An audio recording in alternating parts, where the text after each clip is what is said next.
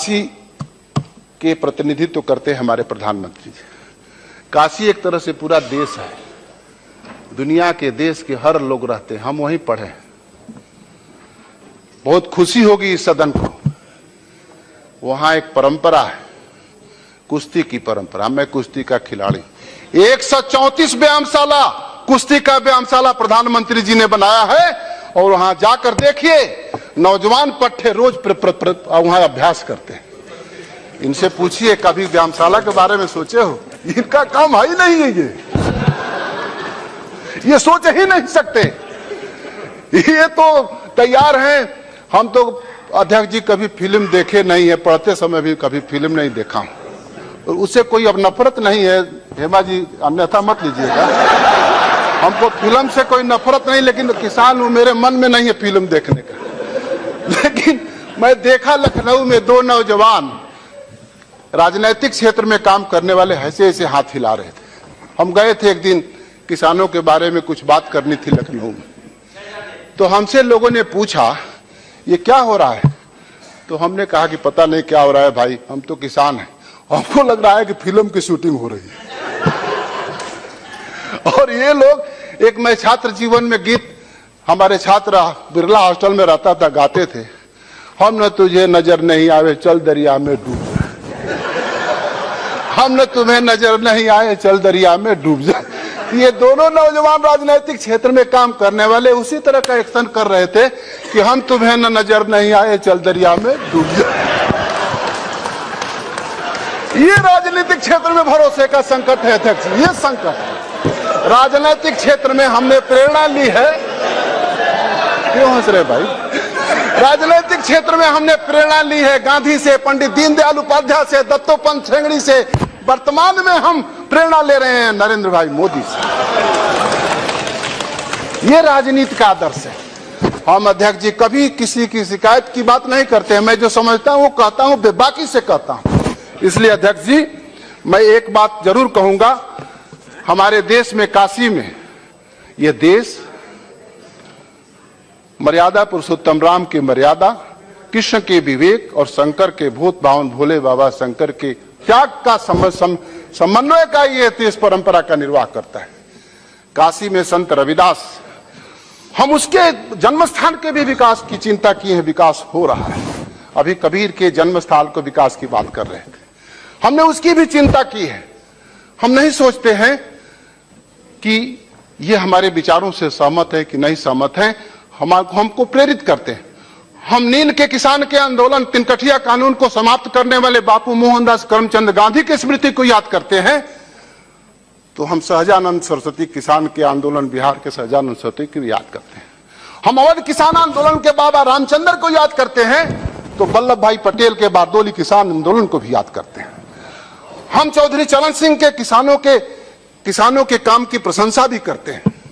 हम प्रशंसा करते हैं चौधरी देवीलाल के भी किसानों के काम की प्रशंसा करते हैं। लेकिन अध्यक्ष जी संकट यह है कि हम कुछ करते हैं, हम तीर्थराज प्रयाग के विकास की बात करते हैं, हम वहां के कटास राज, निषाद राज के मंदिर के विकास की बात करते हैं, तो लोग कहते हैं कि ये तो सांप्रदायिक लोग हैं।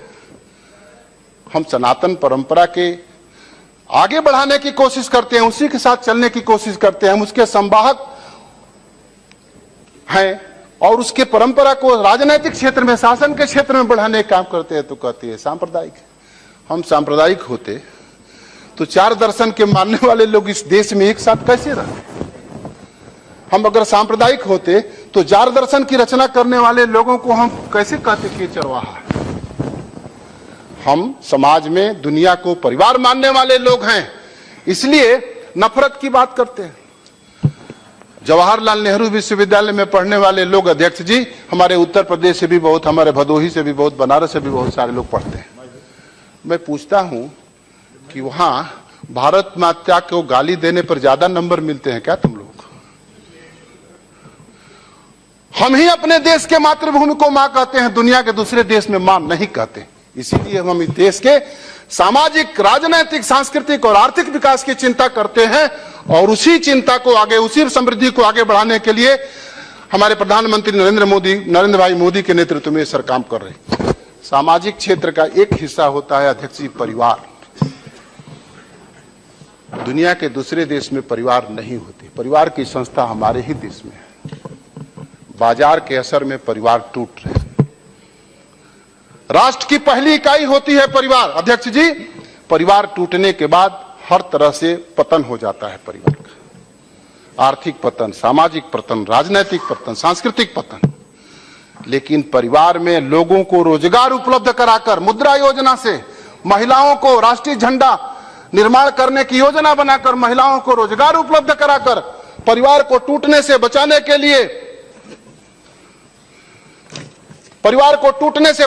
लिए हमने जो कोशिश की है, ऐतिहासिक कोशिश है अध्यक्ष जी। और परिवार टूटता है तो मैं नहीं समझ सकता हूं कि देश को कैसे बचाया जा सके। यहीं बैठते थे पूर्व प्रधानमंत्री चंद्रशेखर जी। एक बार उन्होंने भाषण दिया था, जब गरीबों का दिल टूटता है तो देश को टूटने का खतरा पैदा हो जाता है। हमारी वैचारिक कई तरह की असहमति चंद्रशेखर जी से हो सकती है। हमारे साथ स्वदेशी आंदोलन में उन्होंने काम किया है, लेकिन गरीबों के दिल को टूटने से बचाने के लिए, गरीबों का दिल जब टूटता है तो देश टूटने का खतरा पैदा हो जाता है। गरीबों के दिल को टूटने से बचाने के लिए हमारे देश के प्रधानमंत्री नरेंद्र भाई ने जो कदम उठाया है, वो गरीबों के दिल इतने मजबूत हो गए हैं कि वही छाती तान के कहते हैं कि मेरी 56 इंच की छाती मेरी है। वही कहते हैं। इसलिए गरीबों को लगता है कि हमारे बीच का प्रधानमंत्री है, किसानों को लगता है कि हमारे बीच का प्रधानमंत्री है, परिश्रम की प्रतिष्ठा स्थापित करने वाले लोगों को लगता है कि हमारे बीच का प्रधानमंत्री है। हम किसान हैं, इस बात को महसूस करते हैं। और जिसको भी मैं चुनौती देता हूं, जिसको भी किसान के विषय पर बहस करनी है, नोटबंदी के सवाल पर मुझसे बहस कर सकता है, मैं उसको उत्तर दे सकता हूं। अध्यक्ष जी, जानते हैं, जल लूटने वाले, जंगल लूटने वाले, जमीन लूटने वाले, जन लूटने वाले, एक ऐसा आवारा पूंजी कमाने वाला नौदौलतिया गांव गांव में पैदा हो गया है। बड़की बड़की गाड़ी लेकर चलता है, 10 बंदूक ले लेता है। हम लोग तो कभी कोई सिक्योरिटी भी नहीं लिए, तीसरी बार सांसद है। जाता है लखनऊ में, एक हाथी का मेला लगता है, वहां से हाथी का पर्ची खरीद ले आता है। हाथी का पर्ची खरीद ले आता है, थोड़े दिन के बाद एमएलए भी हो जाता है, पैसा देकर। पहले तो सोनपुर में हाथी का मेला लगता था, बिहार में। जब जन लूटने वाले, जंगल लूटने वाले, जमीन लूटने वालों के जेब में जो पैसा हुआ 1000 रुपए का, 500 रुपए का, तो एक हाथी का मेला लखनऊ में लगने लगा। लेकिन सोनपुर के मेले में और लखनऊ के मेले में बहुत बुनियादी अंतर है अध्यक्ष जी। सोनपुर का मेला का मालिक जब पर्ची काट देता था तो हाथी का मालिक हो जाता था किसान। लखनऊ के मेले में, जब लखनऊ के मेले के मलिकाइन जब पर्ची काटते हैं, उधर से बड़की गाड़ी वाला आता है जौनपुर सुल्तानपुर तक, गुमदेव भाई, तब तक फोन आता है कि तुम हाथी के मालिक नहीं रहे, दूसरा हाथी का मालिक हो गए, क्योंकि बोली लग गई दूसरी, बस फिर वो लौट जाता है। लेकिन अध्यक्ष जी, 8 नवंबर के बाद जब से 1000 और 500 रुपए का नोट का बंदी का फैसला हुआ, लखनऊ का हाथी का मेला उजड़ के फिर से सोनपुर में चला गया।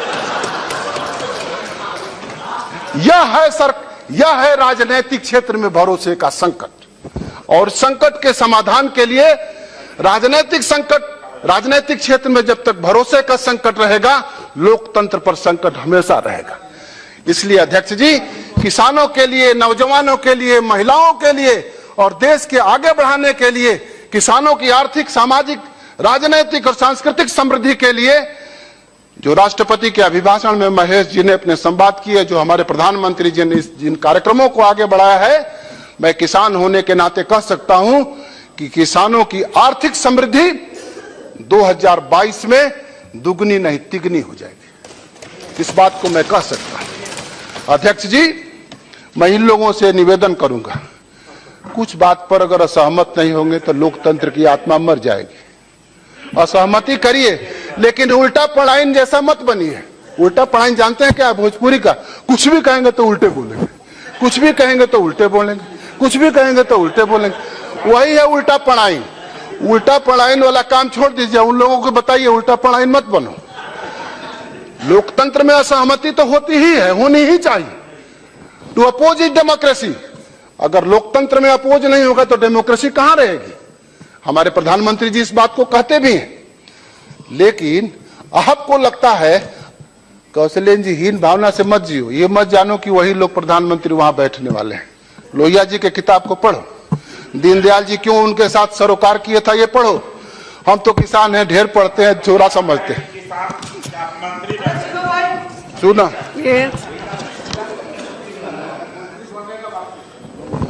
इसलिए हाँ जी, वीरेंद्र जी स्पीकर क्या बन जाएगा? हाँ मैं बताता हूं आप क्या बन जाएंगे, अभी बताता हूं। अध्यक्ष जी, नोटबंदी के बाद भ्रष्टाचार मिटाने का जो कार्यक्रम शुरू किया प्रधानमंत्री ने, देश के सामने वादा किया था, वो कहते नहीं है करते हो दिखता है। बंगाल में दिखा ना, अभी चिंता मत करिए, आप भी उसी में आने वाले हैं। मैं गया था, 1470 रुपए किसान का दाम, धान का दाम। बैठिए, 14 बैठो पहले मेरी बात सुन लेना। 1470 रुपए के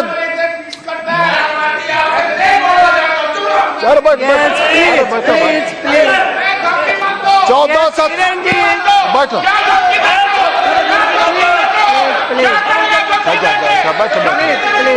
अच्छा बैठो। 1470 रुपए धान का दाम तय किया था। मैं बंगाल में गया था, किसानों ने 1000 रुपए कुंटल धान खरीदने के लिए विवश किया। 1000 रुपए कुंटल धान बेचने के लिए किसान वहां बंगाल में विवश हैं। उत्तर प्रदेश में वही हाल है, 1470 रुपए केंद्र सरकार ने तय किया है।